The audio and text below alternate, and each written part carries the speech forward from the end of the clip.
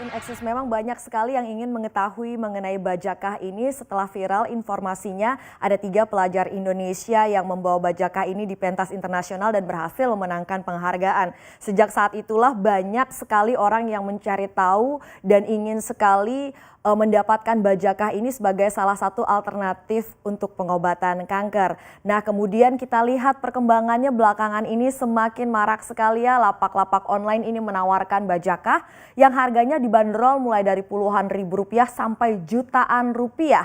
Nah, perkembangan yang terakhir bahkan pemerintah Provinsi Kalimantan Tengah sampai harus mengeluarkan edaran ke perusahaan-perusahaan kurir sejenis JNE, Tiki dan kawan-kawan agar tidak mengirimkan bajakah ini keluar Provinsi Kalimantan Tengah. Nah, ini kemudian menimbulkan pro dan kontra di masyarakat. Mengapa harus dilarang? Padahal banyak yang menaruh harapan akan manfaat bajakah ini. Akan kami ulas untuk Anda dalam fenomena bajakah ampuh untuk penyembuh. Oke, kita lihat dulu awalnya seperti apa. Adalah 3 pelajar SMA Negeri 2 Palangkaraya, Kalimantan Tengah yang meneliti mengenai bajakah.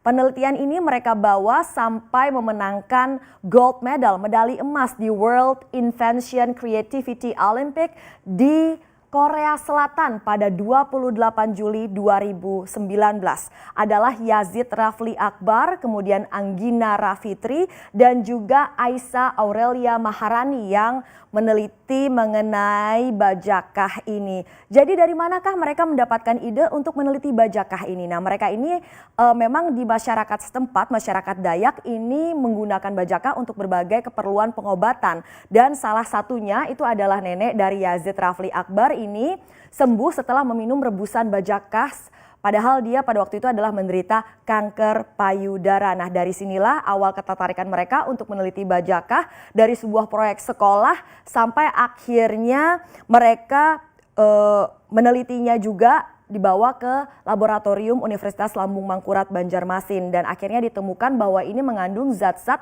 yang bisa melawan kanker ya. Akan kita lihat seperti apa zat-zat apa saja yang sebenarnya terkandung dalam bajakah. Nah, tadi sudah saya sempat singgung mereka melakukan penelitian dari proyek sekolah sampai akhirnya dibawa ke laboratorium Universitas Lambung Mangkurat di Banjarmasin ya.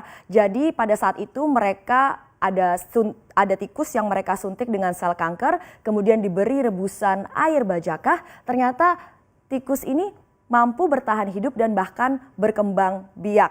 Nah, memang diakui untuk bajakah sendiri mengandung setidaknya 40 zat dan zat-zat ini diketahui bisa melawan bahkan mematikan sel kanker. Ini contohnya adalah flavonoid, fenolik, terpenoid, tanin, saponin, alkaloid, dan berbagai macam zat lainnya. Bahkan juga mengandung zat-zat yang termasuk sebagai fitokimia, yaitu misalnya steroid. Nah, fitokimia ini berfungsi sebagai antioksidan, kemudian juga sebagai memperkuat daya tahan tubuh atau imun, dan juga untuk memperbaiki struktur DNA yang rusak. Fakta apa lagi mengenai bajakah yang kita perlu ketahui?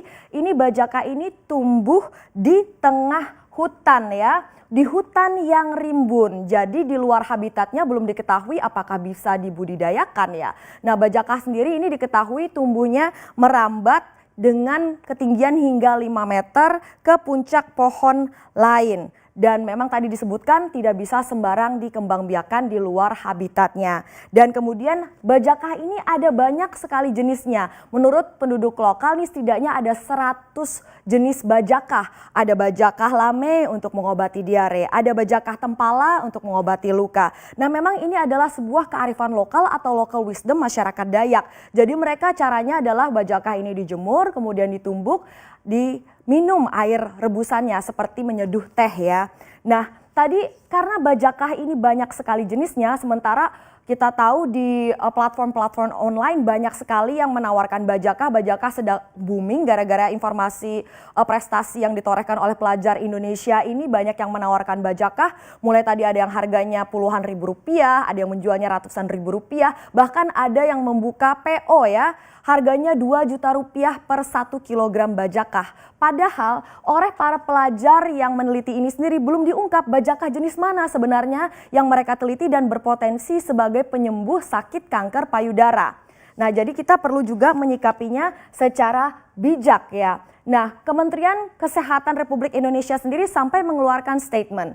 Bajakah sebenarnya adalah sebutan bagi batang menjalar yang menjadi bagian dari tanaman. Istilah tanaman bajakah belum merujuk pada jenis spesies tertentu. Jadi kita tidak tahu pasti yang ditawarkan di online itu bajakah yang mana. Sementara menurut penduduk lokal ada bisa sampai lebih dari 100 bajakah ya. Dan kemudian ini salah satu pelajar yang meneliti bajakah, Anggita Rafitri, yang memenangkan penghargaan di Korea Selatan menyebut, kita tidak bisa menjelaskan jenis apa yang kami gunakan.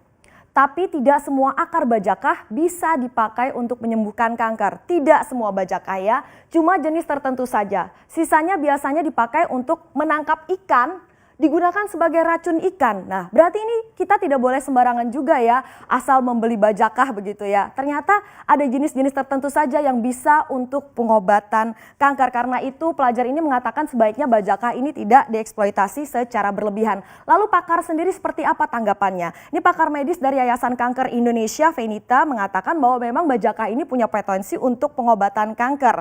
Kalau mau dipakai, sarannya sebagai pelengkap tetapi tetap harus mengikuti protokol medis. Kemudian juga dia menyebutkan bahwa temuan ilmiah oleh anak-anak atau pelajar ini adalah tahapan awal. Selanjutnya banyak tahapan ilmiah yang harus dilewati. Tahapan ilmiah apa saja yang harus dilewati? Misalnya lewat fase uji klinis obat kanker pada manusia. Nah, kita lihat ada 5 fase di sini. Fase 0 ini uji coba skala kecil dengan responden 10-20 orang untuk berbagai tipe kanker, ini untuk mengetahui tingkat bahaya obat.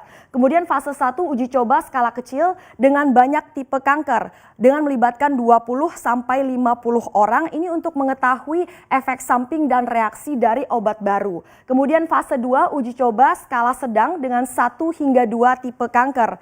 Kemudian fase 3 ini melibatkan ratusan hingga ribuan orang untuk 1 tipe kanker atau lebih untuk membandingkan efektivitas obat baru ini dengan terapi kanker yang standar. Kemudian untuk fase ketiga uji coba dengan jumlah peserta yang lebih besar lagi, ini untuk 1 jenis kanker atau lebih untuk mengetahui manfaat jangka panjang dan juga efek samping terapi baru. Jadi para pakar ini sepakat tidak menampik potensi bajakah dalam pengobatan kanker, tetapi mereka sepakat bahwa perlu dilakukan penelitian lebih lanjut. Salah satunya lewat uji klinis ini ya, karena tanpa uji klinis tentu saja bajakah tidak bisa diproduksi massal dan tidak bisa didistribusikan atau disebarkan kepada masyarakat umum. Dan untuk melakukan uji klinis ini perlu kita tekankan, ini membutuhkan waktu yang tidak sedikit dan dana yang tidak sedikit. Nah, sebaiknya apa yang perlu dilakukan? Ini selama ini anak-anak pelajar ini setelah memenangkan prestasi di Korea Selatan banyak diundang oleh pejabat-pejabat ya. Sebaiknya memang para stakeholders dan pejabat-pejabat ini juga membantu untuk mendanai fase uji klinis yang diperlukan agar bajakah ini diketahui secara persis seperti apa manfaatnya dan potensinya untuk pengobatan kanker. Nah, kita tahu kearifan masyarakat lokal Indonesia ini banyak sekali mengenal tanaman obat ya untuk berbagai macam kegunaan. Ada setidaknya 223 ramuan atau tanaman obat yang teridentifikasi dan 10 diantaranya itu kerap digunakan untuk pengobatan tumor serta kanker. Nah, kami ambilkan 5 diantaranya di sini. Tapi sekali lagi ini adalah tanaman obat yang seringkali digunakan sebagai komplementer atau pelengkap karena memang belum dilakukan uji klinis. Contohnya adalah sirsak, kemudian ada kunyit, ada jahe, ada pinang, dan bawang merah. Bagaimana sebaiknya kita menyikapi fenomena bajakah yang tengah viral ini? Jadi memang kita harus menghindari eksploitasi yang berlebih. Jangan sampai habitat bajakah ini rusak ya. Dan juga untuk pemerintah setempat perlu memastikan berapa jumlah populasi untuk bajakah ini. Dan kemudian juga kita perlu melakukan dan mendukung baik untuk anak-anak ini agar bisa melakukan uji klinis tahapan lanjutan untuk mengetahui secara persis seperti apa efektivitas bajakah ini dalam pengobatan kanker payudara. Dan untuk masyarakat yang misalnya mencari harapan pengobatan alternatif untuk kanker mereka seperti apa, tadi dijelaskan oleh Yayasan Kanker Indonesia, ini hanyalah komplementer saja tapi jangan meninggalkan protokol medis yang selama ini memang digunakan untuk pengobatan kanker payudara. Demikian yang bisa kami ulas untuk Anda, kembali ke Axis in Axis.